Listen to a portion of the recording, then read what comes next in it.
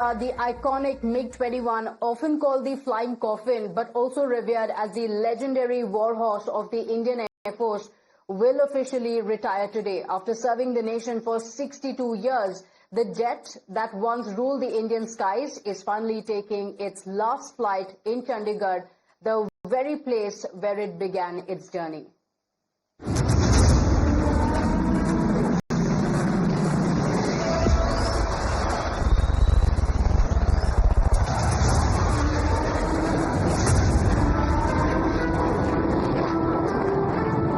Screamed through the skies in 1965 and 1971, India and Pakistan went to war. It dominated the enemy in 1999 during Kargil. And in 2019, as Balakot was being bombed, it made history shooting down an American F-16.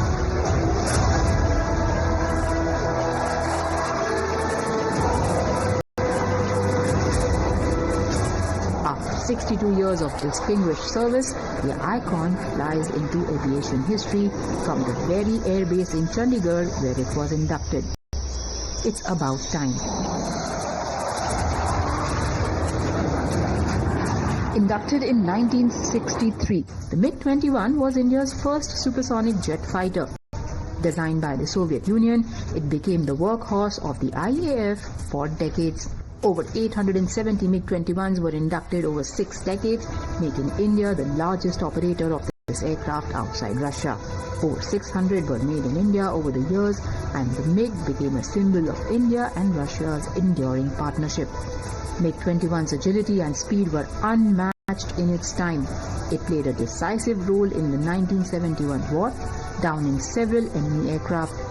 In 1999, during the Kargil conflict, the MiG-21 was again called into action. Even as late as 2019, a MiG-21 Bison shot down a Pakistani F-16, a rare feat in modern aerial combat. The Bison was old, but Abhinandan Vartaman showed us that in the right hands, it could still outperform many newer aircraft. The MiG-21 taught us how to be innovative, to make do with what we have and produce results. The MiG-21 flew in conditions in which it was not meant for.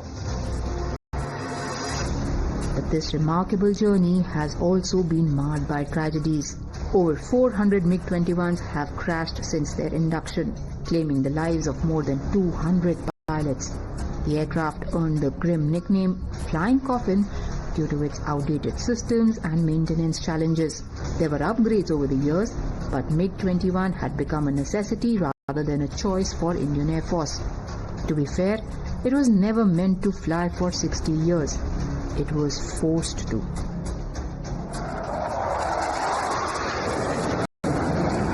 As the IAF officially retires the last MiG-21 squadron, Panthers, the farewell is bound to be emotional. After all, this was a jet that trained and defined a generation of pilots. So it's really a proud moment, especially for Panthers, for being the swan song for MiG-21s. Panthers were the first squadron in the world to be equipped with the Sabre Slayers, that is the Nats, in 1960. Thereafter, we also had the honor of having achieved the first air-to-air kill in the Indian subcontinent in the jet age during the 1965 war. And now it's another distinction for the Panthers that we are the last MiG-21 operating squadron in its operation capacity. Leading the tribute to the MiG-21 will be the Air Force Chief, who will fly the Bison along with 6 other fighter pilots. One of those part of this historic flypast will be Squadron Leader Priya Sharma, only the 7th woman fighter pilot in India. The MiG-21s will now be replaced by indigenous LCA Tejas and advanced fighters like Rafale and the Su-30 MKIs. From dominating dogfights to defending our borders, the MiG-21 served with unmatched courage and commitment.